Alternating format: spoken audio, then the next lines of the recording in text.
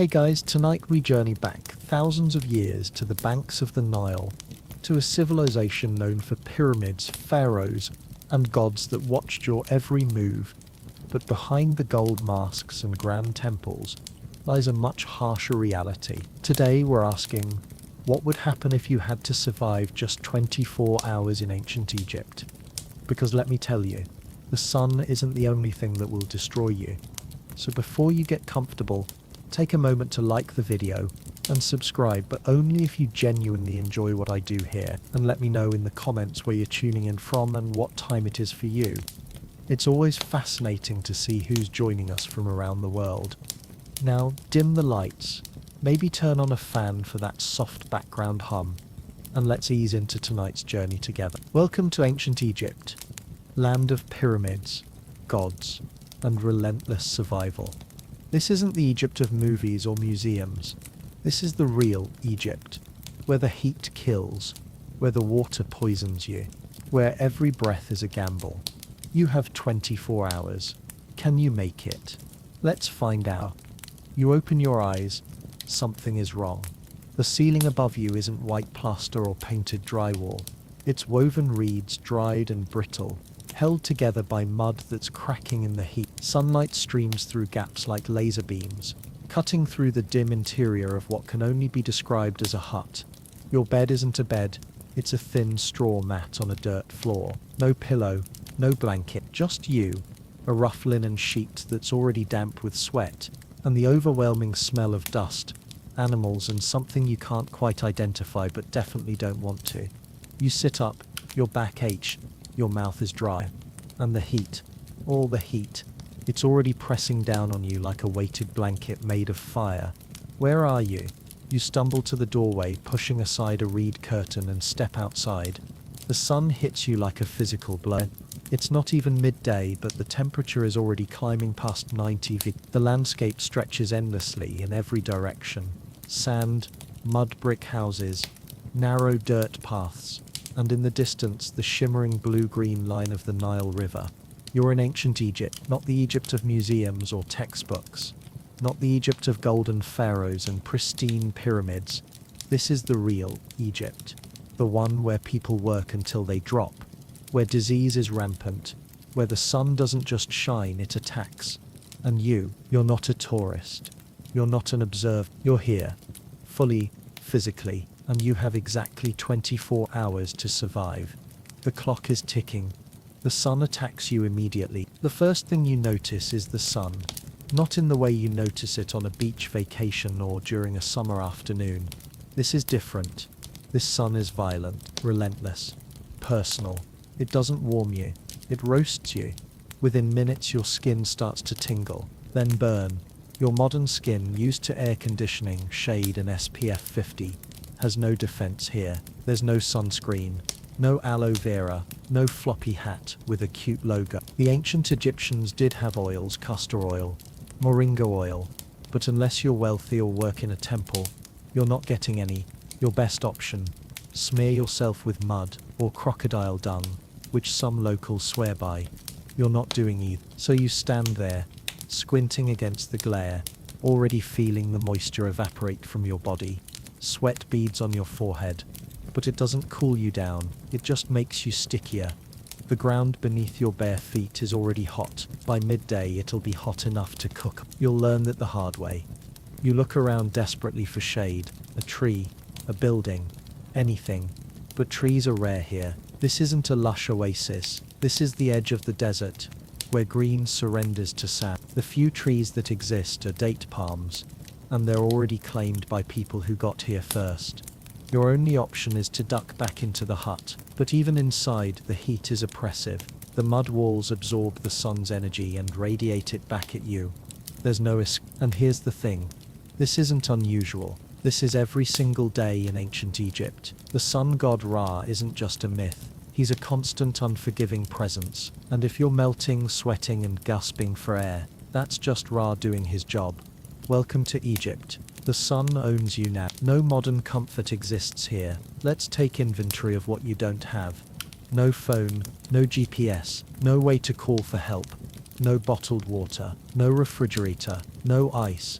No toilet, no toilet paper, no running water, no pharmacy, no hospital, no ambulance, no shoes, no socks, no comfortable clothes, no bed, no pillow, no air conditioning, nothing. You are standing in 100 BCE with nothing but a linen tunic, a dry mouth, and a growing sense of panic. Let's start with water. You're already thirsty. The heat is pulling moisture from your body faster than you can replace it. You need to drink, but where?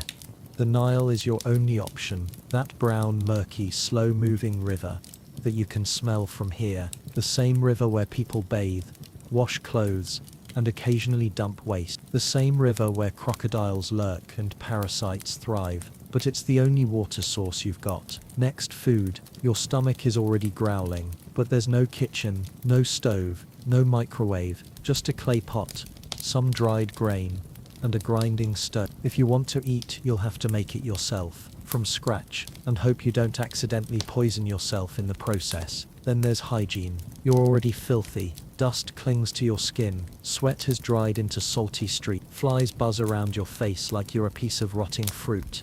You want a shower? Good luck. You'll be washing in the Nile, using sand as soap, and praying a hippo doesn't mistake you for a threat. And let's not even talk about the bathroom situation. Let's just say that privacy and sanitation are not concepts that exist here. You look around at the people moving through the village. They're not fazed by any of this. They're used to it. This is normal for them. But for you, this is a nightmare. And it's only been you have 23.5 hours left. The Egyptian sun isn't just hot, it's deadly. If you thought the morning sun was bad, wait until noon. By the time the sun reaches its zenith, the temperature has climbed to 105 Beft, maybe higher. The air shimmers, the ground radiates heat like an oven. Even the locals, who have lived here their entire lives, move slowly, conserving energy, seeking shade wherever they can find it. But you're not adapted. Your body is panicking. You're sweating profusely, but it's not helping. The air is so dry that the sweat evaporates instantly, leaving you with nothing but salt-crusted skin and a desperate thirst. Dehydration is setting in. You can feel it. Your mouth is sticky. Your lips are cracking. Your head is starting to pound. You need water, badly. But here's the problem. Finding clean water in ancient Egypt is a challenge, and drinking dirty water, that's a death sentence. Heat exhaustion is creeping in. Your heart is racing. Your vision is blurring. You feel dizzy, nauseous. If you don't find shade and water soon, you'll collapse. And if you collapse out here, in the middle of the day, you might not wake up. This isn't dramatic exaggeration. This is reality. Heat stroke killed people in ancient Egypt regularly. The sun wasn't just an inconvenience, it was a threat. The Egyptians worshipped Ra, the sun god, for good reason. He wasn't just a symbol, he was a daily reminder that nature could kill you without hesitation. And right now, Ra is winning. Herb, no sunscreen, no shade, no mercy. Let's talk about protection. In the modern world, we have sunscreen, hats, sunglasses, UV blocking clothing. We have weather apps that warn us when the UV index is too high. Here, you have none of that. The Egyptians did have some methods of protection. Wealthy people used oils infused with herbs. Some wore linen, headdresses to shield their faces. Others darkened their skin with kohl around the eyes, which helped reduce glare. But these were luxuries. If you're a commoner, which let's be honest you are, you don't have access to any of this. Your linen tunic, it's so thin and light that it offers almost no protection from the sun. It's like wearing tissue paper in a sauna. You try to find shade, but the village is designed for efficiency, not comfort. Buildings are small and clustered. The streets are narrow and exposed. You duck into a doorway. For a moment you feel relief. The shade is a blessing. But even here, the heat lingers. The mud brick walls have been absorbing sunlight all morning.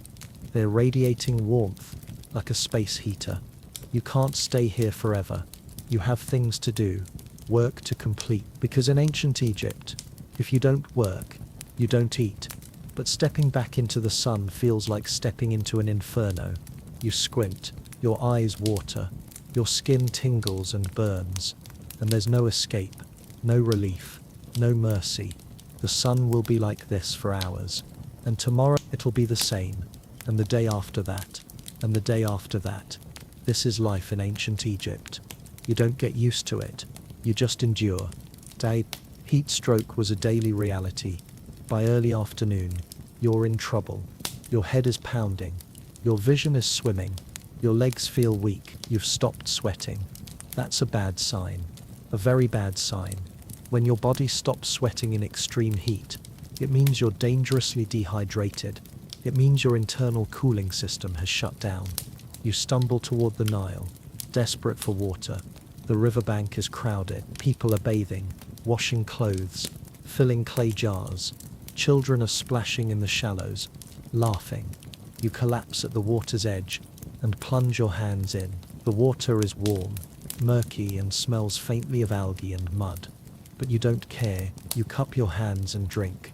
It tastes awful, earthy, slightly metallic, but it's wet, and that's all that matters. You drink until your stomach hurts, then you splash water on your face, your arms, your chest. For a moment you feel better. The water cools your skin, your heartbeat slows, but you know this relief is temporary because you just drank Nile water, unfiltered, unboiled, full of parasites, bacteria, and who knows what else. In a few hours you might start feeling sick, stomach cramps, nausea, diarrhea, but right now you're too exhausted to care. You lie back on the muddy bank, staring up at the sky. The sun blazes down, indifferent to your suffering, and you realize something terrifying. You've only been here for 4 hours. You still have 20 hours to go. The Nile, sacred, filthy, deadly. The Nile River is everything in ancient Egypt. It's the reason this civilization exists. It provides water, food, transportation, and fertile soil. Without the Nile, Egypt would be nothing but desert. The Egyptians worship the Nile as a god. Happy, the god of the annual flood, is honored with prayers and offerings. But here's the truth. The Nile is also filthy. Yes, it's the lifeblood of Egypt, but it's also a sewer, a bathing spot, a laundry service, and a graveyard all rolled into one. People bathe in the Nile. They wash their clothes by pounding them against rocks. They fill their drinking water from the same spots where animals drink and defecate. And sometimes during funeral processions, bodies are transported down the river in boats. Not all of them make it to their destination intact. You're standing at the river's edge now, watching people go about their daily routines. A woman is scrubbing a tunic against a rock. A man is filling clay jars with water. Children are splashing in the shallows, shrieking with laughter. And you're trying not to think about what's in that water, because you know, you've studied history. You know about parasites, like schistosomiasis, which live in freshwater snails and burrow into human skin. You know about bacteria like E. coli and cholera, which thrive in contaminated water. You know that drinking from the Nile without boiling it first is a gamble. But you don't have a choice. There's no bottled water here, no filtration system, no water purification tablets. The Nile is all you've got. So you drink, and you pray. Crocodiles, parasites, and disease. The Nile isn't just dirty, it's dangerous. Let's start with the crocodiles. Nile crocodiles are massive, aggressive, and everywhere. They can grow up to 20 feet long and weigh over 1,000 pounds, and they're always hungry. The Egyptians respect crocodiles. They even worship them. Sobek, the crocodile god, is believed to protect the Nile and its people. But that doesn't mean crocodiles won't eat you. Every year, people are killed by crocodiles, fishermen, laundry washers, children playing too close to the water's edge. You've already seen one today. It was floating near the reeds, just its eyes and snout visible above the water. You stayed far away, but avoiding crocodiles isn't your only problem. The Nile is also home to parasites, tiny, invisible organisms that can make you sick or kill you. Schistosomiasis, also known as snail fever, is one of the most common. The parasites enter your body through your skin. When you wade into the water, you don't feel it at first, but weeks later, you'll start experiencing Simmons fever, chills, cough, muscle aches. If left untreated, it can damage your liver, intestines, and bladder. There's no cure here, no medicine, no doctors who understand what's wrong. You just suffer and hope you survive. Then there are the other waterborne diseases: dysentery, cholera, typhoid. All of them spread through contaminated water, all of them deadly. You look down at the water you just drank. It's too late to take it back now. All you can do is wait and see what happens. Drinking water could kill you. Here's a harsh truth. In ancient Egypt, water can kill you just as easily as the lack of it. Dehydration, deadly. Contaminated water, also deadly. You're caught in a terrible dilemma. You need to drink to survive the heat, but every sip you take from the Nile is a risk. The Egyptians understood this, to some extent. That's why they drank beer. Yes, beer.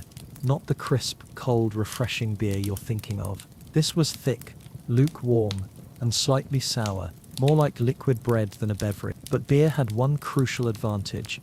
It was safer than water. The brewing process involved boiling, which killed most of the harmful bacteria and parasites. So everyone drank beer. Men, women, even children. It wasn't about getting drunk. It was about staying alive. You wish you had beer right now, but you don't. All you have is the Nile. You fill a clay jar with water and carry it back to your hut. Inside you find a clay pot and a small fire pit. You decide to boil the water before drinking any more. It takes forever. The fire is weak. The pot is small, and you're so thirsty you can barely think straight. But finally the water starts to bubble. You wait for it to cool, then take a cautious sip. It still tastes awful, but at least it's safer. For now, you've survived the water challenge, but the day is far from over. Bread full of sand and grit. Your stomach is screaming. You haven't eaten in hours, and the heat has burned through whatever energy reserves you had left. You need food now, but there's no kitchen, no refrigerator, no pantry stocked with snacks. There's just a clay pot, some dried barley, and a large grinding stone sitting in the corner of your hut. You stare at the stone. You've seen pictures of these before. Ancient grinding stones used to crush grain into flour, but you've never actually used one. You pick up a handful of barley and place it on the stone. Then you grab a smaller stone and start grinding. It's harder than it looks. Your arms ache, your back hurts, and after several minutes of grinding, you've barely made a dent. But you keep going, because if you want to eat, you have to make your own food. Finally, after what feels like an eternity, you have a small pile of coarse flour. It's not fine, it's not smooth, but it'll have to do. You mix the flour with water from your boiled supply, kneading it into a sticky dough. Then you shape it into a flat disc and place it on a hot stone near the fire. The bread bakes quickly, filling the hut with a surprisingly pleasant aroma. When it's done, you tear off a piece and take a bite. It's dense, chewy, and incredibly gritty. You crunch down on something hard, tiny grains of sand, mixed into the flour from the grinding stone. You spit it out, but the damage is done. Your teeth ache. You can feel the grit between your molars. This is normal here. Every loaf of bread in ancient Egypt contains sand. The grinding stones wear down with use, and tiny fragments mix into the flour. Over time, this sand grinds down people's teeth. By age 30, most Egyptians have teeth worn flat like river stones. Dental problems are rampant. Infections, abscesses, tooth loss. And there's no dentist, no painkillers, no root canals. You just suffer. You take another bite of bread, trying to ignore the crunch. This is your breakfast, and it's probably the best meal you'll have all day. Beer wasn't a drink, it was survival tape. After choking down your sandy bread, you desperately need something to wash it down. Water is still risky, even boiled, so you look for beer. Yes, beer, the ancient Egyptian staple. But don't get excited. This isn't a cold, crisp lager. This is thick, lumpy and warm. Ancient Egyptian beer was made from barley or emmer wheat, partially baked into bread, then crumbled and left to ferment in water. The result? A cloudy porridge-like beverage, with a slightly sour taste and chunks floating in it. It was more like drinkable bread than actual beer, but it served a crucial purpose. It was safer than water. The fermentation process killed most bacteria. The alcohol content, though low, helped preserve it, and it was calorie-dense, providing much-needed energy for laborers who worked from sunrise to sunset. Everyone drank it. Men, women, children, even babies were sometimes given diluted beer. You managed to find a clay jug of beer in the village. You trade a small piece of linen for it. You lift the jug to your lips and take a sip. It's warm, thick, slightly sweet, slightly sour. You gag, but you force yourself to swallow. It's not good, but it's wet, and it's filling. You take another sip, then another. Slowly your stomach stops cramping. The beer is working. You realize something. This isn't about enjoyment. It's about survival. In ancient Egypt, beer isn't a luxury. It's a necessity. And you're grateful for every lumpy warm sip. Flies, filth, and starvation take. As you sit outside your hut, sipping your beer and eating your sandy bread, you become aware of something. The flies. They're everywhere, buzzing around your face, landing on your food, crawling across your arm. You swat at them, but they just come back. Dozens of them, maybe hundreds. Flies are a constant presence in ancient Egypt. They breed in the heat, feeding on sweat, waste and decaying organic matter. And they're not just annoying, they're dangerous. Flies spread disease. They carry bacteria from feces to food. They lay eggs in open wounds. Trachoma, an eye infection caused by flies, is rampant in Egypt. It leads to blindness if left untreated. But there's no way to get rid of them. No bug spray, no screens, no fly swatters. You just learn to live with them. You take another bite of bread, and a fly lands on it. You brush it off and keep eating. What choice do you have? Then there's the issue of variety, or rather the lack of it. Your diet here is monotonous. Bread, beer, maybe some onions or dates if you're lucky. Meat is rare. Fish is more common, but it's often dried, salted and tough. Fresh vegetables, forget it. The growing season is short, and most produce goes to the wealthy. You're eating just enough to survive, not enough to thrive. Malnutrition is common. Vitamin deficiencies lead to weakness, illness and death. Children are especially vulnerable. Many don't survive past age 5. And you're already feeling weak, hungry, depleted. You've been here for 6 hours, and you're barely holding on. How are you supposed to last 8? Everyone works until they drop. Rest time is over. You've eaten your gritty bread, choked down your lumpy beer, and swatted away approximately 1 million flies. Now it's time to work. In ancient Egypt, there's no such thing as unemployment benefits. No welfare, no safety net. If you don't work, you don't eat. It's that simple. And the work? It's brutal. A man approaches you. He's older, weathered, with sun-damaged skin and missing teeth. He gestures toward the fields near the Nile. You're going to help with the harvest. You follow him to a patch of land where barley is growing. Other workers are already there, bent over in the sun, using sickles to cut the grain. You're handed a crude tool, a curved blade, attached to a wooden handle, and then you start. Bend, cut, gather, repeat. Bend, cut, gather, repeat. Your back screams in protest. Your hands blister. The sun beats down mercilessly. There's no shade, no water breaks, no encouragement, just work. If you slow down, the overseer yells at you. If you stop, he threatens you. You're not a person here. You're a tool, a resource to be used until you break. Hours pass.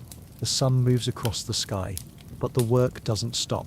Your vision blurs, your muscles tremble. You feel like you're going to collapse, but you can't. Because if you fall, no one will help you. They'll just step over you and keep working. This is life in ancient Egypt. Labor without end, suffering without sympathy. and you've only been working for 3 hours, but no breaks, no wages, no escape. Let's talk about labor rights in ancient Egypt. There aren't any. You work when the sun rises. You work until the sun sets. If you're sick, you work. If you're injured, you work. If you're exhausted, you work. There are no weekends, no holidays, no paid vacation.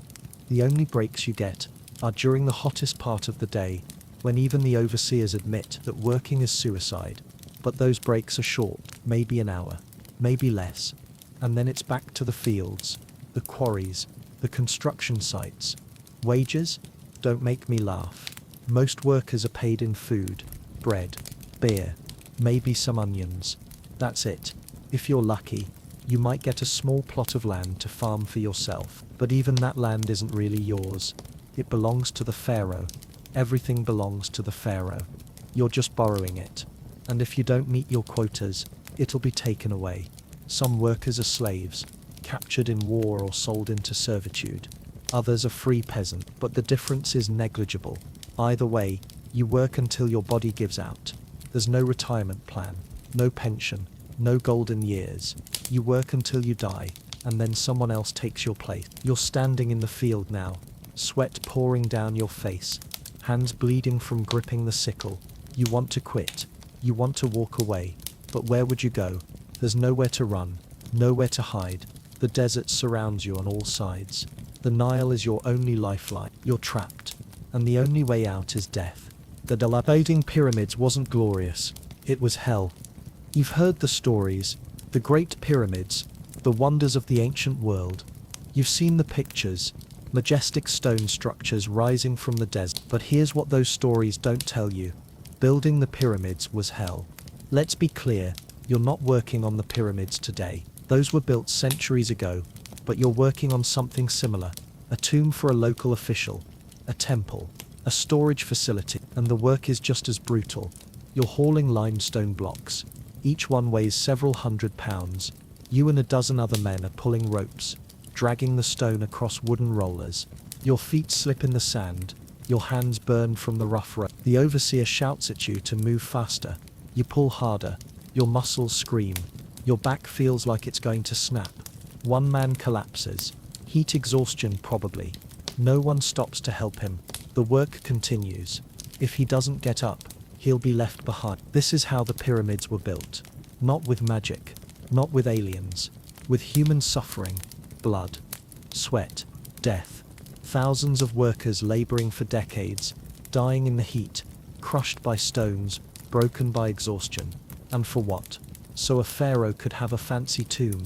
You want to scream, you want to cry, but you can't. Because if you show weakness, you're done. So you keep pulling, keep dragging, keep suffering, and you pray that you survive until sunset. The pharaoh isn't just a king, he's divine tea. Let's talk about power. In ancient Egypt, the pharaoh isn't just a ruler. He's not just a king or a president. He's a god. Literally. The pharaoh is believed to be the living embodiment of Horus, the falcon god. When he dies, he becomes Osiris, god of the underworld. He's the mediator between the gods and humanity. He ensures the Nile floods. He maintains cosmic order, or Matat. Without him, Egypt would collapse into chaos. That's what people believe, and belief is everything. You see his image everywhere, on temple walls, in statues, on coins. He's always depicted larger than everyone else, more powerful, more perfect. His name is written in a cartouche, a sacred oval that protects his identity. To speak his name without permission is blasphemy. To criticize him is treason. And treason? That's punishable by death. You've never seen the pharaoh in person. You probably never will. He lives in a palace far away, surrounded by priests, officials and guards. But his presence is felt everywhere. Every grain of wheat you harvest belongs to him. Every stone you move is for his glory. You don't question it. You can't question it. Because to question the pharaoh is to question the gods. And that's unthinkable. So you bow your head, you do your work, you obey. Because in ancient Egypt, obedience isn't optional. it's survival. Question him and you're dead. Let's say, hypothetically, you decided to speak out. Maybe you're exhausted. Maybe you're angry. Maybe you've just had enough. So you say something. Just a small complaint. Why do we work so hard for so little? The words leave your mouth before you can stop them. The people around you freeze. The overseer turns. His eyes narrow. You realize your mistake immediately. But it's too late. Within minutes, you're dragged before a local official. He asks you to repeat what you said. You try to take it back. You apologize. You beg for mercy. He's not listening, because criticizing the system is criticizing the pharaoh, and criticizing the pharaoh is treason. Treason is punished swiftly and severely: flogging, mutilation, execution. The method depends on the severity of the offense. For a minor complaint, maybe just a beating. For outright rebellion, death. And not a quick death, either. You might be thrown to the crocodiles, or impaled, or buried alive. The pharaoh's authority is absolute. His word is law, and the law is enforced with brutal efficiency. You're lucky. This time, you only get a beating. 10 lashes across your back with a leather whip. You scream. You beg for it to stop, but it doesn't. When it's over, you're thrown back to work. Your back is bleeding. Your tunic is torn, but you've learned your lesson. Never question the pharaoh. Never speak out. Obey. Survive. That's all you can do. A faceless, nameless worker. Your life has no inherent value. Your death won't be mourned. If you die tomorrow, someone else will take your place. The work will continue. The system doesn't care about you. It only cares about productivity. Can you plant? Can you harvest? Can you haul stones? If yes, you're useful. If no, you're expendable. The pharaoh will never know your name. The priests will never pray for you. You're just a grain of sand in a vast desert, and that realization is crushing. In the modern world, we believe in individual rights, human dignity, personal freedom. Here, those concepts don't exist. You exist to serve. That's all. Your purpose is to work until you can't work anymore, and then you die, quietly, forgotten. You look around at the other workers. They're just like you, exhausted, hungry, broken, but they keep going. Because what else can they do? There's no escape, no hope for a better life. This is it. This is all there is, and you have to accept it, because fighting it will only get you killed. Sand in your food, clothes, bed, bizin. If there's one constant in ancient Egypt, it's sand. It's in the air, it's on the ground, it's in your hair, your clothes, your food, your bed. There's no escaping it. A gust of wind sweeps across the village, and suddenly you're choking on dust. You try to cover your mouth, but it's too late. Sand fills your nostrils, coats your tongue, you cough. You spit, but the grit remains. Your eyes water, your throat burns, and this happens multiple times a day. When you eat, you taste sand. Every bite of bread crunches with tiny grains. When you sleep, you feel sand in your bedding. It scratches your skin, irritates your eyes. When you work, sand gets into your wounds, making them sting and burn. Your clothes are supposed to protect you, but they're made of thin linen. The weave is loose. Sand passes right through. It collects in the folds of your tunic. It rubs against your skin with every movement. By the end of the day, you're covered in tiny scratches. Your skin is raw and irritated. You try to brush the sand off, but it's pointless. More sand just takes its place. At night, you lie down on your straw mat, hoping for relief. But the mat is full of sand. The floor is covered in sand. Even the air seems thick with it. You close your eyes, trying to sleep, but you can feel it. Grit between your teeth, sand in your ears, dust in your lungs. This is your reality now. Sand is your constant companion, and there's nothing you can do about it. In ancient Egypt, you don't live with sand, you live in it. And it never ever sandstorms could bury you alive. Just when you think the sand can't get any worse, the wind picks up. At first it's just a breeze, a slight relief from the oppressive heat, but then the breeze becomes a gust, and the gust becomes a roar. The sky darkened, not with clouds, but with sand. A sandstorm is coming. People around you start shouting. They're running for shelter, covering their faces with cloth. You don't understand what's happening at first, but then you see it. A massive wall of sand, rolling across the desert like a wave. It's moving fast, too fast. You run toward your hut, but you're too slow. The storm hits. Suddenly you can't see. You can't breathe. You can't hear anything except the howling wind. Sand pelts your skin like tiny needles. It fills your nose, your mouth, your eyes. You stumble forward blindly, arms outstretched, desperately searching for shelter. Your foot catches on something. You fall. Sand immediately covers you. It's suffocating, smothering. Panic sets in. You can't breathe. You can't see. You don't know which way is up. You claw at the sand, trying to push yourself up. Finally, your hand touches something solid. A wall. You pull yourself toward it, crawling on your hands and knees. You find a doorway and collapse inside. The storm rages outside. The wind screams. Sand pours through every crack and gap. You huddle in the corner, covering your face with your tunic, trying to breathe through the fabric. These minutes feel like hours. Finally, gradually, the storm begins to subside. The wind dies down. The air clears. You step outside, coughing and spitting sand. The village is covered. Drifts of sand pile against walls. Some smaller structures are half buried. People emerge from their shelters, shaking sand from their clothes, checking on their neighbors. This is normal here. Sandstorms happen regularly.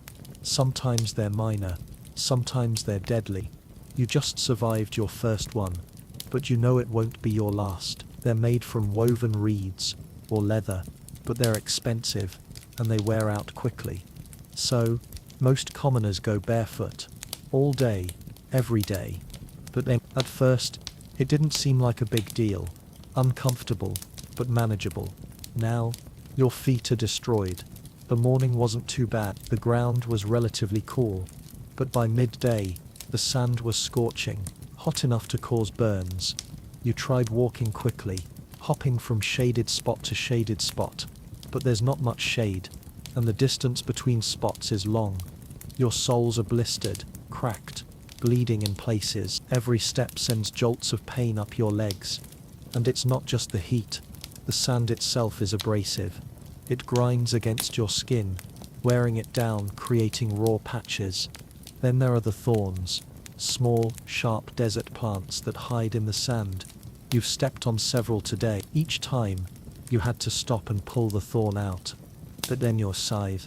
Now your feet are a mess of puncture wounds, blisters and burns. Walking is agony.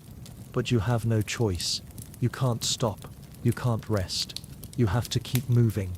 You look at the locals. Their feet are tough, calloused, hardened by years of barefoot walking. But yours, soft, pampered, modern. They're not built for this. By tonight you might not be able to walk at all. But that's a problem for late and the next. One agonizing step at a time. Gods are everywhere, and they're watching you. In ancient Egypt, religion isn't something you do on weekends. It's not a separate part of life. It is life. Everything, work, food, sleep, death, is controlled by the gods. And there are a lot of gods. Ra, the sun god, who sails across the sky each day in his solar boat. Osiris, god of the underworld and resurrection. Isis, goddess of magic and motherhood. Anubis, the jackal-headed god who guides souls to the afterlife. Sobek, the crocodile god of the Nile. Bastet, the cat goddess, and hundreds more.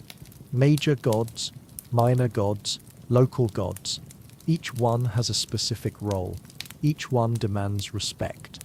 You can't escape them. Their images are everywhere, on temple walls, in homes, on amulets people wear around their necks. Even the animals are sacred. Cats, crocodiles, ibises, bulls. Killing a sacred animal is a crime punishable by death, and the gods are always watching. Every action you take is judged. Every word you speak is heard. If you anger a god, they might curse you. send a disease, cause drought, destroy your crops. So you pray constantly. Before meals, you offer food to the gods. Before sleep, you recite protective prayers. Before work, you ask for blessings. It's exhausting, but necessary, because in ancient Egypt, the gods aren't distant. They're present. And if you forget that, even for a moment, you might pay with your life. With your life, batting, rituals, prayers, offerings, non-stop. Let's say you want to plant some barley. Simple task, right? Dig a hole, drop in seeds, cover with dirt. Not in ancient Egypt. First, you have to pray to Osiris, god of agriculture, asking for his blessing. Then you make an offering, a small portion of last year's harvest, maybe some beer. You place it on a small altar or leave it at a local shrine. Only then can you plant, and this applies to everything. Want to catch fish? Pray to Sobek. Want to bake bread? Thank Renanotic, goddess of nourishment. Want to conceive a child? Pray to Toaret, the hippo goddess of childbirth. Want to avoid getting eaten by a crocodile? Well, pray to Sobek again, and hope he's listening. Rituals are constant, some are personal, others are communal. Every month, there are festivals honoring different gods. During these festivals, you're expected to participate, to attend, to bring offerings. If you don't, people notice, and judgment follows. Are you disrespecting the gods? Are you bringing bad luck to the village? You can't opt out. You can't claim you're too busy. Religion is mandatory. It's woven into every aspect of daily life. And it's not just about worship. It's about fear that if you don't perform the rituals correctly, something terrible will happen. The crops will fail. The Nile won't flood. Disease will spread. So you do the rituals. You say the prayers. You make the offerings. Not because you want to, but because you have to. Because in ancient Egypt, the gods are real. And they're vengeful. Cause your heart will be weighed after death. But here's the thing. Even if you survive today, you're not safe. Because death is just the beginning. In ancient Egypt, what happens after you die is just as important as what happens while you're alive. When you die, your soul embarks on a journey through the underworld, the Duat. It's a dangerous place, full of demons, serpents, lakes of fire. You have to pass through multiple gates, answer riddles, recite spells. If you fail, your soul is destroyed forever. But if you succeed, you reach the Hall of Moat, the Hall of Judgment. Here your heart is placed on a scale. On the other side, a feather, the feather of Moat, representing truth and justice. 42 gods sit in judgment, watching. Anubis oversees the weighing. Thoth records the results. If your heart is lighter than the feather, you pass. You're allowed into the field of reeds, a paradise where you live forever in peace. But if your heart is heavier, weighted down by lies, cruelty, sin, you fail, and then Amit appears, part crocodile, part lion, part hippo, all nightmare. She devours your heart.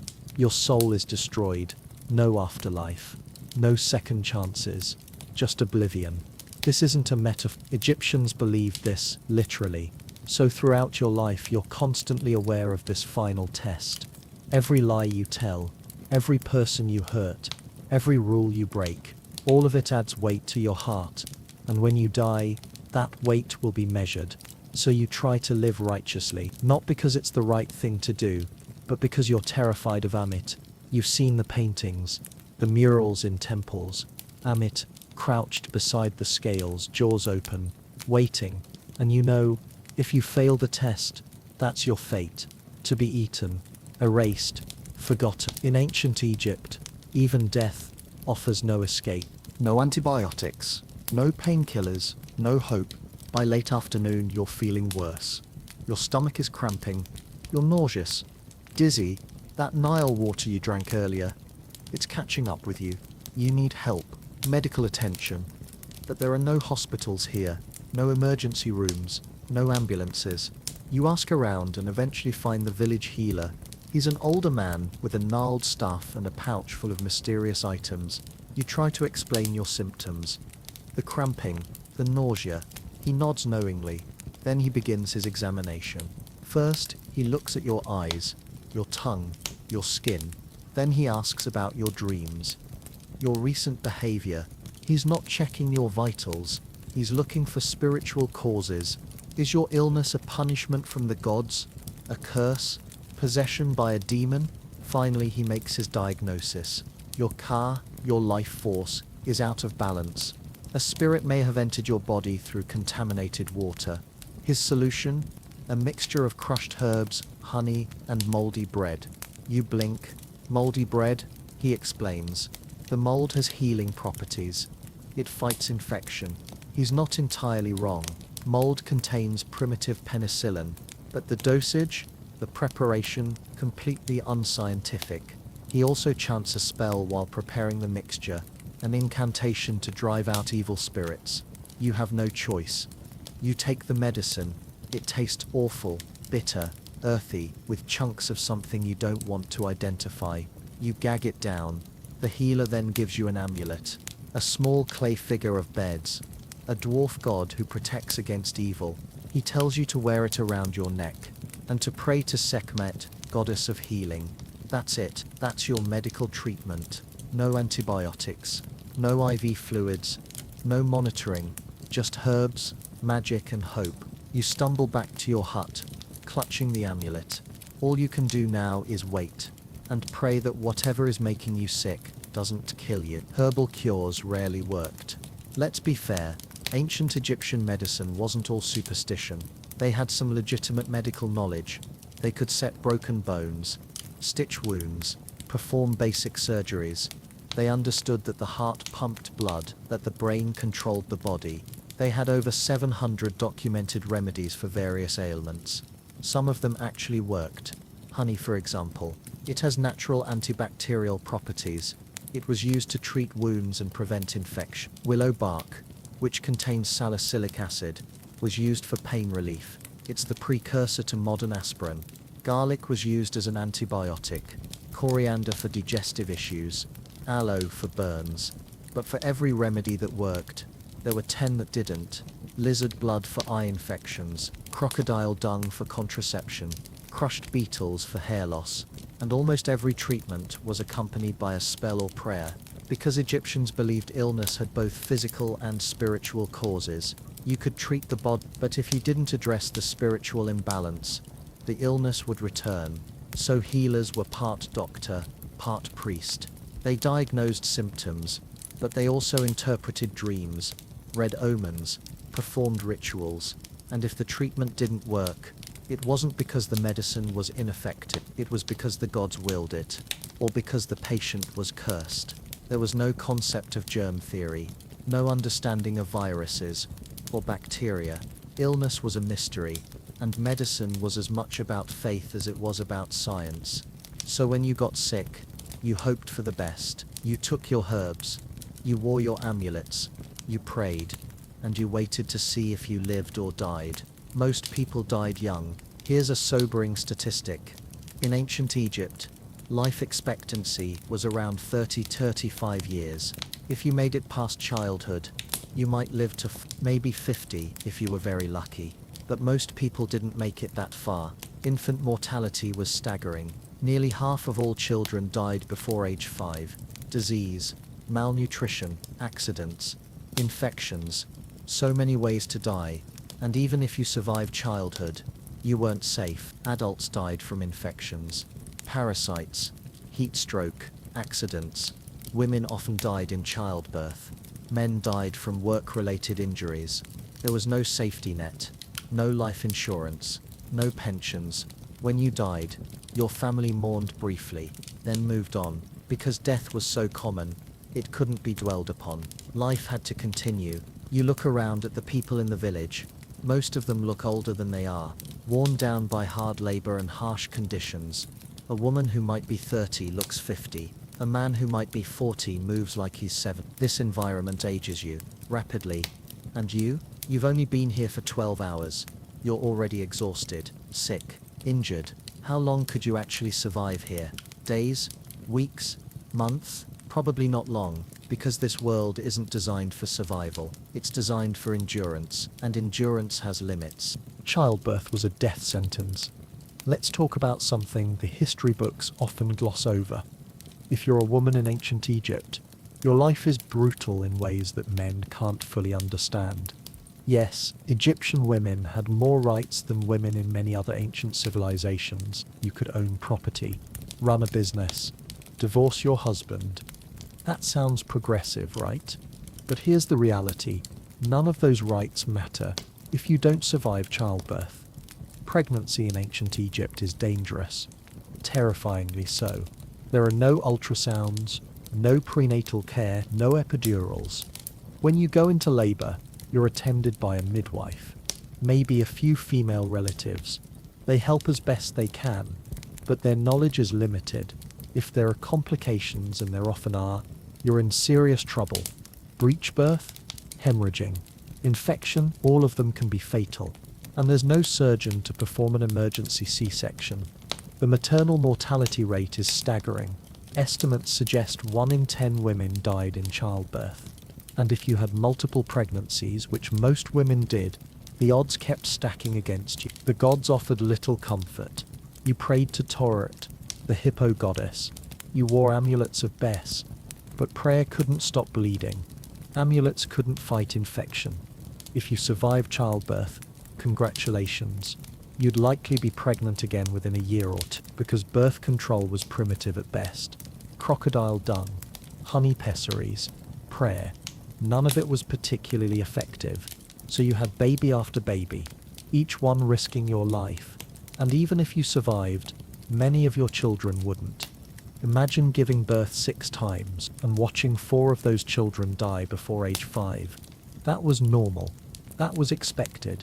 And you were expected to keep going, keep working, keep trying, because that was your role. Work, work, work.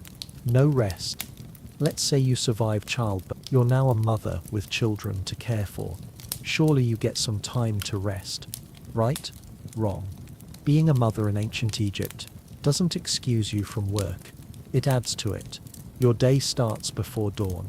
You wake up, tend the fire, grind grain for bread. While the bread bakes, you're hauling water from the Nile, multiple trips, heavy clay jars balanced on your head or hip. Then you're cooking, cleaning, caring for children.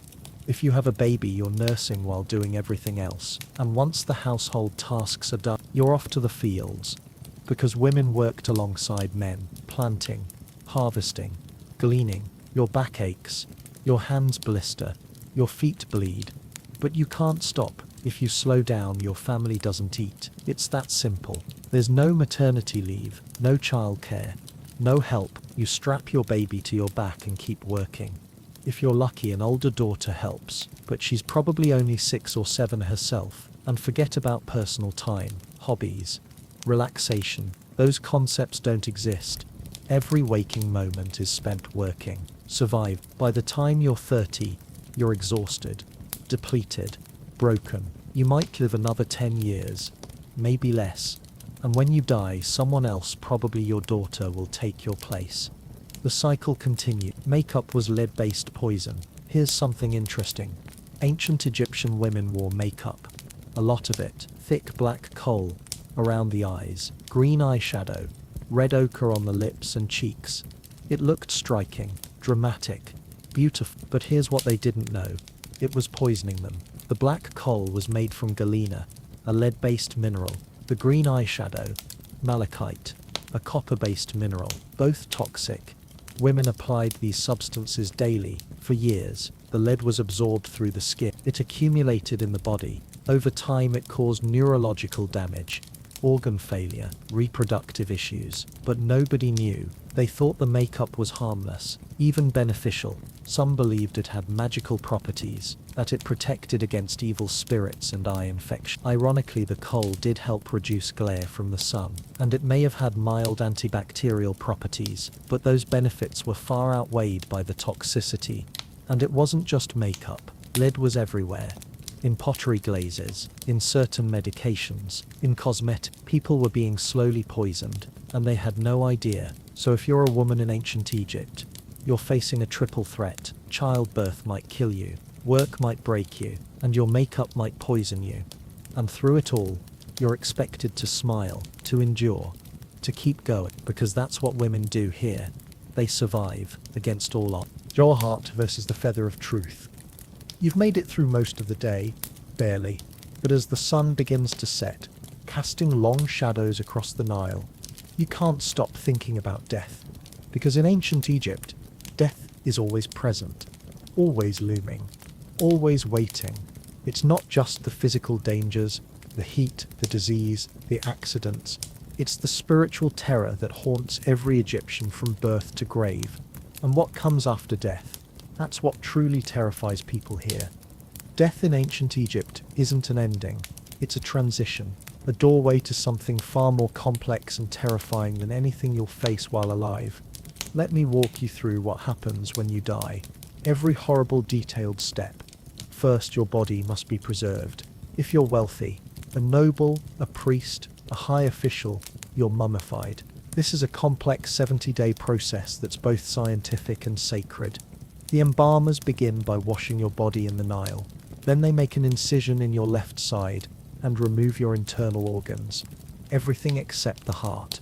The heart stays, because the heart is where your thoughts, memories, and soul reside. It's what will be judged. Your brain? That's considered useless. They insert a hook through your nose and pull it out in chunks. Then they rinse out the skull cavity. Your lungs, liver, stomach, and intestines are removed, dried, and placed in 4 canopic jars, each protected by a different god.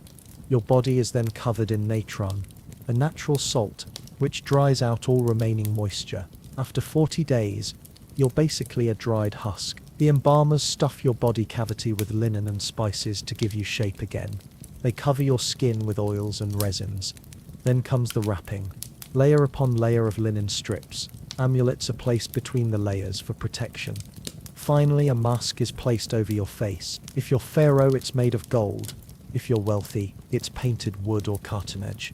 If you're poor, you're wrapped in whatever cloth your family can afford and buried in a shallow pit in the desert sand. The hot, dry sand naturally mummifies you. No embalming, no jars, no ceremony, just you and the earth. But whether you're rich or poor, preserving the body is just the beginning. Because your soul, actually your multiple souls, must now journey through the Duat, the underworld. The ancient Egyptians believed you had several spiritual components. Your K, your life force, your Bay, your personality, your K, your transformed spirit, your name, your shadow. All of these must survive the journey through the underworld. And that journey, it's a nightmare. The Duat is a dark, twisted realm that exists beneath and around the world of the living. It's where Ra travels each night, battling the serpent Apophis to ensure the sun rises again.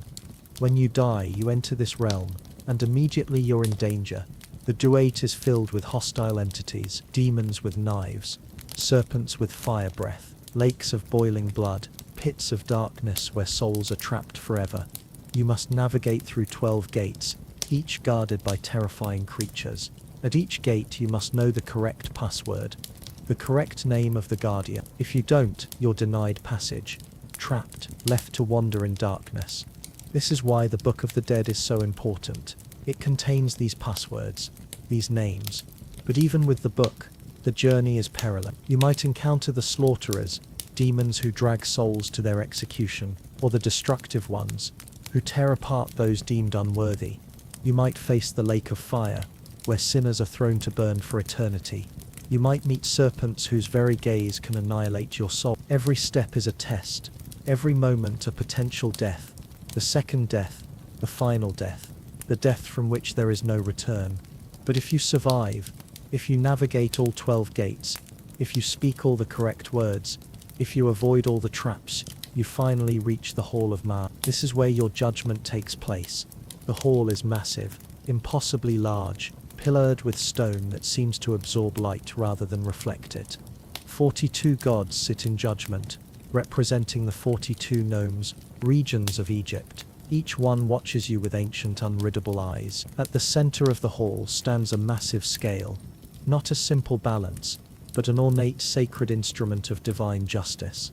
Anubis, the jackal-headed god of embalming and the dead, operates the scale. His hands are steady, his face expression. Thoth, the ibis-headed god of wisdom, writing and magic, stands ready with a reed pen and papyrus. He will record the results, and his records are eternal and unchangeable. And crouched beside the scale, muscles tensed, jaws slightly open, is Ammit, the devourer of the dead, part crocodile, part lion, part hippopotamus, the three most dangerous animals in Egypt, combined into one nightmare creature. She doesn't move, she just waits. Your heart, the organ that contains everything you are, is removed and placed on one side of the scale. On the other side, the feather of Maat, representing truth, justice, order and cosmic balance. The feather is impossibly light, almost weightless, perfect. Your heart, by contrast, carries the weight of every action you've ever taken, every word you've spoken, every thought you've had. If you've lied, your heart is heavier. If you've stolen, murdered, caused suffering, heavier still.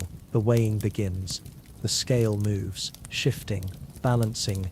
Everyone watches. The 42 judges, Anubis, Thoth, Ammit, and standing there, powerless, waiting to learn your eternal fate. This is it, the moment that determines everything. Will you pass into paradise, or will you be devoured and erased from existence forever? The scale settles, and your future is decided. The misery will eat your soul. Still, you stand before the scale, watching your heart being weighed. Time seems to stop. Or maybe it doesn't exist here at all. The silence is absolute, suffocating. If your heart is lighter than the feather, you pass. You're declared Margario, true of voice or justified, righteous. Osiris, the green-skinned god of resurrection who sits on his throne at the far end of the hall, nods his approval. You're allowed to enter the field of reeds. Aru, a paradise that mirrors the best parts of Egypt. Fertile fields that never fail. Abundant food that never spoils. Cool water that never runs dry. Eternal peace. In Aru, you're reunited with loved ones who passed the test before you. You have a house, land, everything you need. You work, but the work is easy. Joyful even. You plant and harvest, but the crops grow effortlessly. You feast. You celebrate. You live in perfect happiness forever. This is the promise, the hope, the dream that keeps Egyptians enduring their harsh lives. But what if the scale tips the other way? What if your heart is heavier than the feather? The moment the scale shows imbalance, everything changes. Thustus marks it down. The 42 judges murmur their disapproval, and Ammit stands. She's massive, larger than you realized. Her crocodile jaws can crush bone and stone. Her lion body ripples with predatory power. Her hippo hindquarters are immovable, anchored. She's been waiting, patient, hungry. And now it's time. There's no trial, no appeal, no second chance, no mercy. The verdict is final. Ammit moves forward with terrifying speed. Despite her size, she's fast, graceful even. Your heart is lifted from the scale and tossed toward her. She catches it mid-air, and she devours it. Not quickly, not mercifully, she chews. Slowly, deliberately, her jaws working, and with each bite, pieces of you disappear.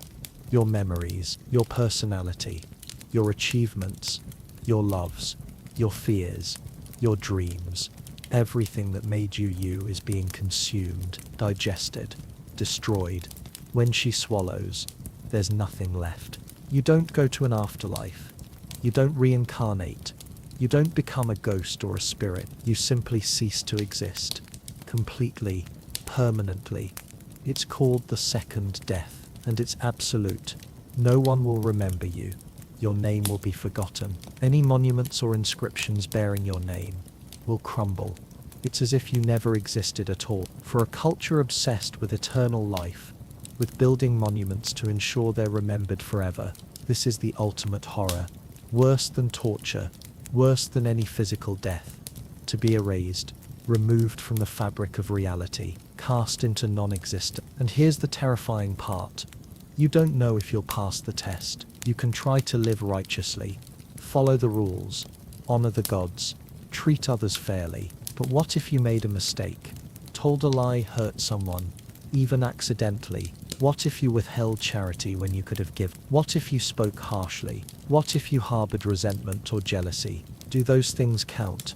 How much weight do they add to your heart? What if the gods judge you more harshly than you judge yourself? There's no way to know until you die. No practice run, no preview, no guarantee. So you live in fear, constant, gnawing fear, not just of death itself, but of what comes after. You watch people die around you, from disease, accidents, old age, and you wonder, did they pass? Are they in Aru now, or were they devoured? You'll never know, and one day it'll be your turn to find out. The Book of the Dead was your only hope to improve your chances in the afterlife. You need the Book of the Dead. Despite its ominous name, it's not really a book, and it's not about death, exactly. It's a collection of spells, prayers, hymns, and instructions designed to help the deceased navigate the underworld and pass the judgment successfully. The Egyptians called it the Book of Coming Forth by Day, a much more optimistic title. Each copy is different, customized for the individual who will use it. If you're wealthy, a noble, a high priest, a royal official, you commission a personalized version. Scribes spend months creating it, beautifully illustrated on long papyrus scrolls, filled with specific spells tailored to your life, your status, your needs. The illustrations are vibrant. You appear in the scenes, dressed in fine linen, making offerings to the gods. The spells are written in perfect hieroglyphics. Your name is inserted throughout, personalizing each spell. This scroll is then placed in your tomb, either near your coffin or tucked into your wrappings, so your soul can access it during the journey.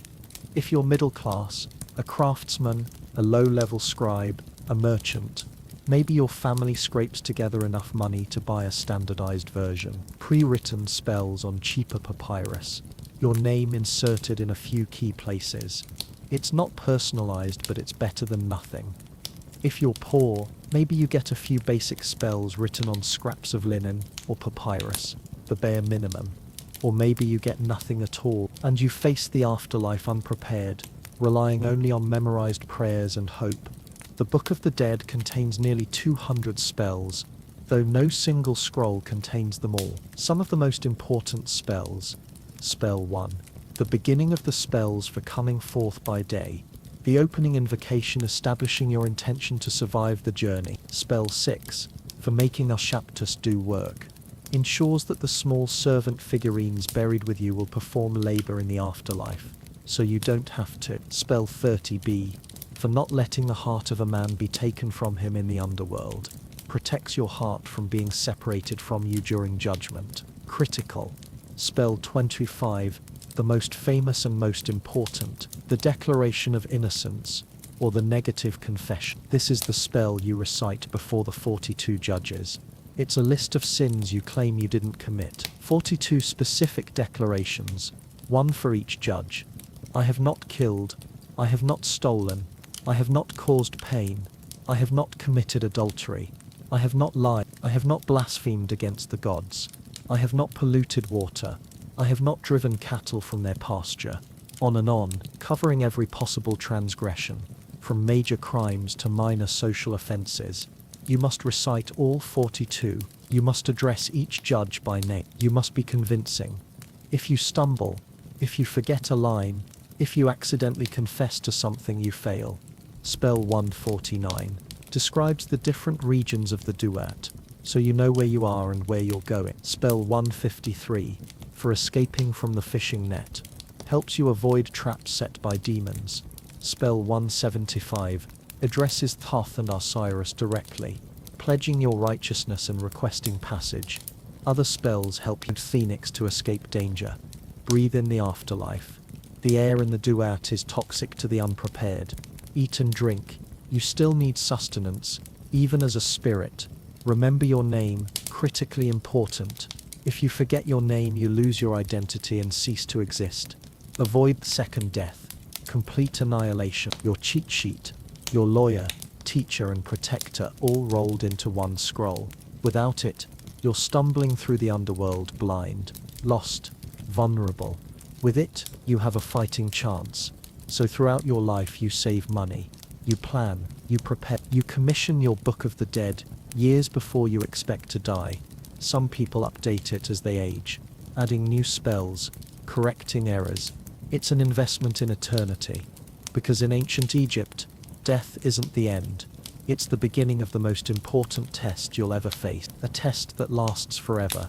And failure doesn't mean retaking the test. It means obliteration. So you study, you memorize, you pray, and you hope, desperately hope, that when your time comes, your heart will be light. Lighter than a feather. Because anything heavier means Amit is waiting, and she's always hungry. Your plan was light but useless against reality. Let's talk about what you're wearing. When you woke up this morning in ancient Egypt, you found yourself dressed in a simple linen tunic. Linen is the fabric of ancient Egypt. It's made from flax, which grows abundantly along the Nile during the flood season. The Egyptians have been cultivating flax for thousands of years. They've perfected the art of turning this plant into fabric. The process is labor-intensive. The flax is harvested, soaked, beaten, combed, spun into thread, and finally woven on looms. The result is a fabric that's light, breathable, and perfect for hot climates. In theory. In practice, it's barely adequate.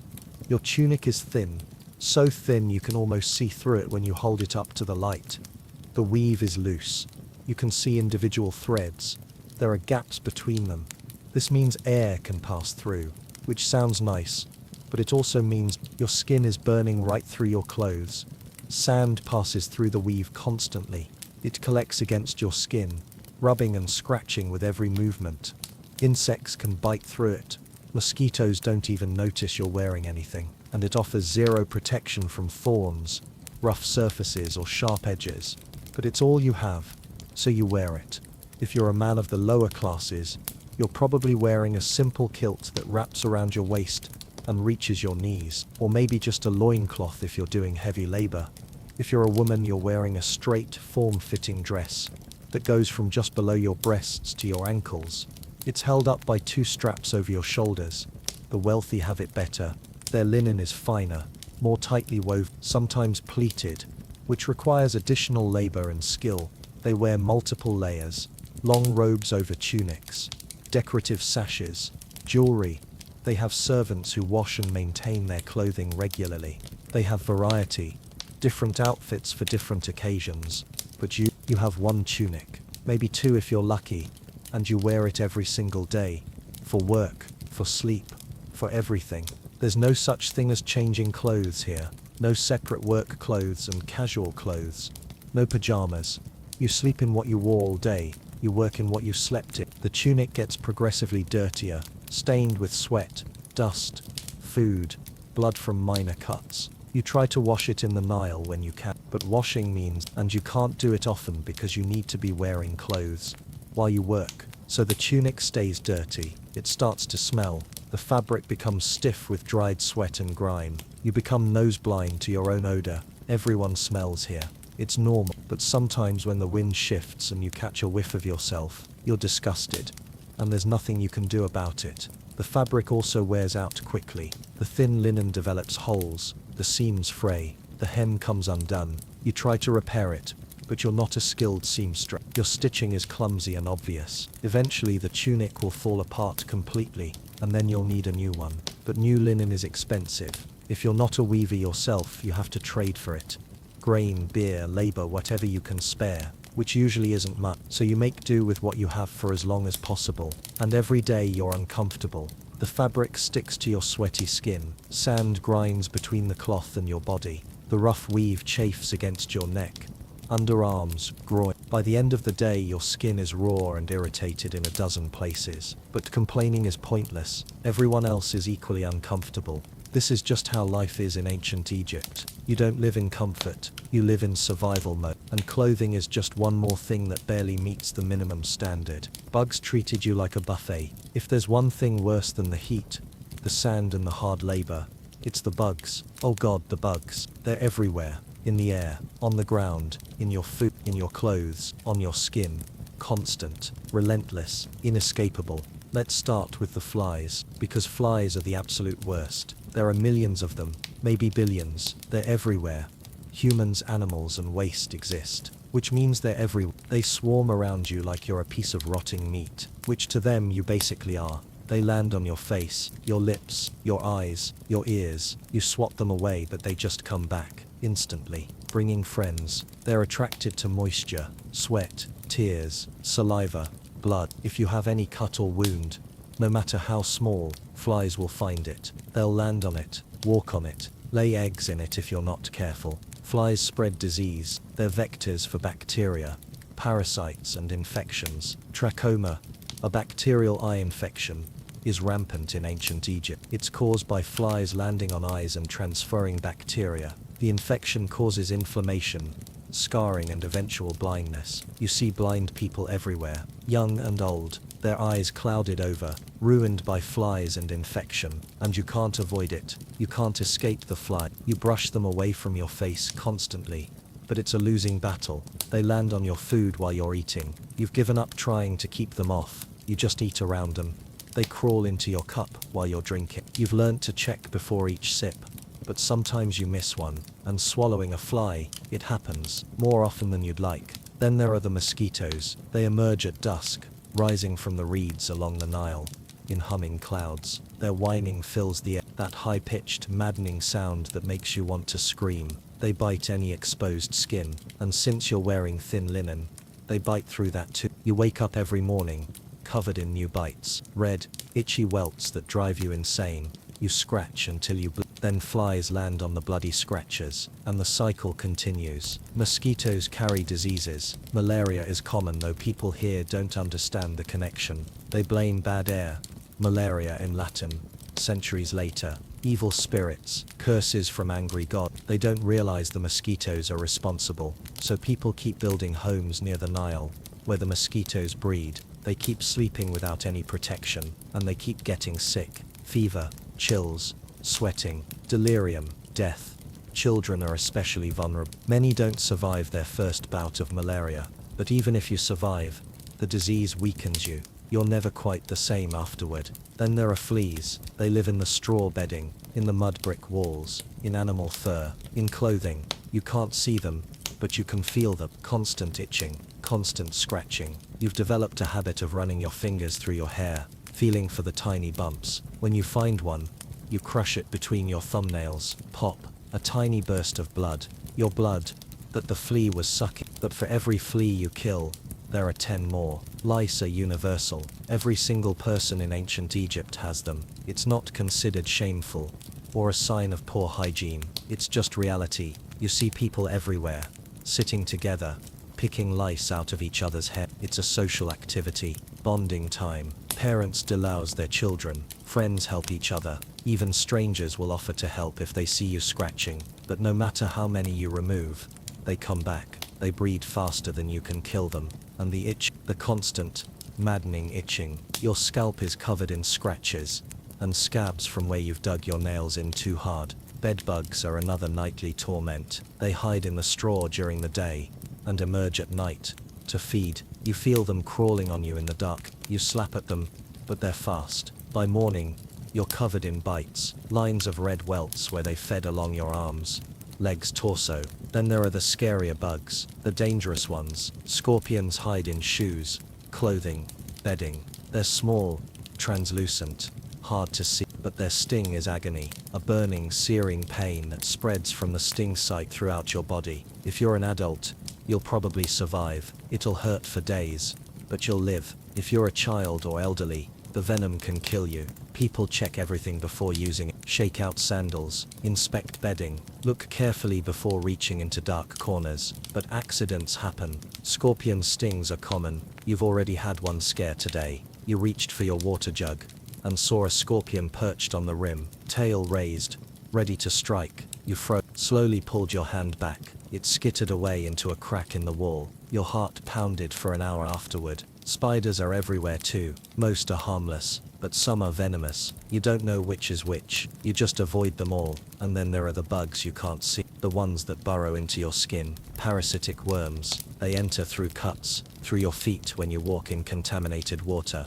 Even through intact skin. You won't know they're there until weeks later when you start feeling sick. By then they're established, multiply, feeding on you from the inside. There's no cure, you just have to hope your body fights them off. Many people don't win that fight. The bugs in ancient Egypt aren't just annoying. They're dangerous, deadly. They spread disease. They cause infections. They make life miserable. And there's no bug spray, no mosquito nets, no screens on windows, no relief, no escape. You just live with them, swatting, scratching, itching, suffering, every single day, until the day you die. Barefoot or sandals, both hurt. Your feet are destroyed, completely, utterly destroyed. You've been barefoot most of the day, walking on scorching sand, rough stones, sharp thorns, and who knows what else. Your soles are blistered, cracked, bleeding in multiple places. The skin has been worn away in spots, exposing raw, pink flesh underneath. Every step sends jolts of pain up your legs, sometimes sharp and stabbing, sometimes dull and aching. You've tried different ways of walking to minimize the pain, stepping carefully, putting weight on the sides of your feet, walking on your toes. Nothing helps. The morning wasn't too bad. When you first woke up, the ground was relatively cool from the night. You could walk comfortably, almost normally, but by midday the sand was scorching, hot enough to cause serious burns. You tried walking quickly, hopping from shaded spot to shaded spot, but shade is and the distances between spots are long. You had to run sometimes, your feet barely touching the ground, before lifting off again, but you can't run all day. Eventually you have to slow down, and that's when the real damage occurred. Your soles blistered immediate. Large, fluid-filled bubbles formed under the skin. Some popped while you were walking. The fluid leaked out, leaving raw, exposed tissue. Sand stuck to the open wounds, grinding in with every step. You tried to brush it off, but that just made it worse. By afternoon, you were nearly in tears from the pain. Then you stepped on a thorn, a long, sharp desert thorn that went deep into the ball of your foot. You screamed, hopped on one leg, nearly fell over. The thorn had penetrated at least half an inch. You tried to pull it out, but it broke. The tip remained embedded in your flesh. You dug at it with your fingernails, trying to extract it. Blood welled up. Pain radiated through your entire foot. Finally, you got it out. Or most of. You're not sure if you got all of it. Now that spot throbs constantly. It's swelling, getting hot. Infection is setting in. You know it, but there's nothing you can do about it. No antibiotics, no disinfectant, just hope. You finally managed to find a pair of sandals. They belonged to someone who died recently, and his family was willing to trade them for a small amount of grain. You thought they'd solve your problems, give you relief. They didn't. The sandals are simple, just woven reed soles with leather straps that go over the top of your foot and between your big toe and second toe. They're flat, completely flat, no arch support whatsoever, no cushioning, and they're not sized to your feet. They're too small actually. Your heels hang off the back, your toes curl over the front edge, but they're what you could afford, so they're what you wear. The reed bottoms are rough and uneven. They're already starting to come apart, pieces of reed poking out at odd angles. These rough spots rub against your blistered soles with every step. The leather straps are even worse. They dig into the tops of your feet, creating new pressure points. The thong between your toes is particularly torturous. That skin was never meant to bear constant pressure and friction. Within an hour of wearing the sandals, you had new blisters, these ones between your toes and on the tops of your feet. And the sandals don't protect you from the heat. The reeds conduct it. They get almost as hot as the sand itself, so your feet are still burning, just through a layer of smoldering plant material now. You tried loosening the strap. That helped slightly with the pressure, but then the sandals flopped around loosely, causing different problems. You tried tightening them.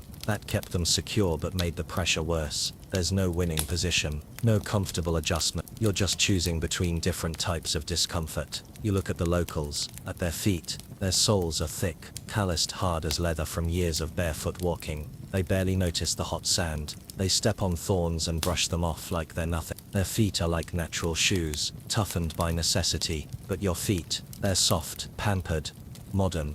They're not built for this world. You remember your shoes back home, running shoes with gel cushioning and arch support. Comfortable sandals with padded strap. Even your dress shoes were more comfortable than these. You took them for granted, never really appreciated them. Now you'd give anything for a proper pair of shoes. But that's not happening. Not in 1500 BCE Egypt. By tonight, you probably won't be able to walk at all. The blisters will have opened. The wounds will be infected. The swelling will make it impossible to put weight on your feet. But tomorrow, if there is a tomorrow, you'll have to walk anyway. Because there's no day off for foot injuries. No sick leave for blisters. You work. Or you starve. It's that simple. Because that's what survival looks like in ancient Egypt. You look down at your feet now. They're caked with dust, blood, and sand. The blisters glisten in the fading sunlight. The infected thorn puncture is red and swollen. Your toes are scraped raw from the sandal strap. They don't look like your feet anymore. They look like the feet of someone who's been tortured, and in a way you have been. Your feet have become a symbol of everything wrong with being here. They're broken, bleeding, barely functional, just like the rest of you. And there are still hours to go before this day ends. Hours of walking, working, suffering. You want to cry, you want to give up, but you can't, because giving up means dying. So you stand, you put weight on your ruined feet, until finally, mercifully, this nightmare of a day comes to an end. And even then you know tomorrow will be just as bad, or worse, because in ancient Egypt, there is no relief, no reprieve, no rest, just endless,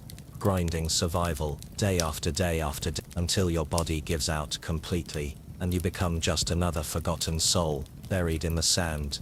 Food for the scarabs and the earth. That's the reality you're facing. And your feet, these blistered, bleeding, broken feet, are just the beginning of understanding what that means. Wake up call. Final thoughts. The sun is finally setting. You've survived. Somehow, 24 hours in ancient Egypt, the longest day of your life. You collapse onto your straw mat, too exhausted to care about the sand, the bugs, the discomfort. Your body aches, your skin burns, your stomach churns, you're dehydrated, malnourished, injured, but you're alive, for now. As you close your eyes, the sounds of the village fade, the Nile whispers in the distance, a dog barks, someone coughs, and then, you wake up, in your own bed, in your own soft mattress, clean sheets, cool air conditioning. You sit up, gasping, your heart racing. It was real, all of it, you were there. But now you're back. You stumble to the bathroom, turn on the tap, watch clean, clear water pour out. You drink. It's cold, pure, safe. You almost cry. You look in the mirror. No sunburn, no blisters, no scars. It's like it never happened. But you remember every moment, every detail. The heat, the sand, the labor, the fear. You realize something profound. You wouldn't have lasted. Not in ancient Egypt. Not for long. One day nearly killed you. A week would have broken you. A month, impossible. The people who lived there weren't superhuman. They were just adapted, hardened by necessity. But you're soft, pampered,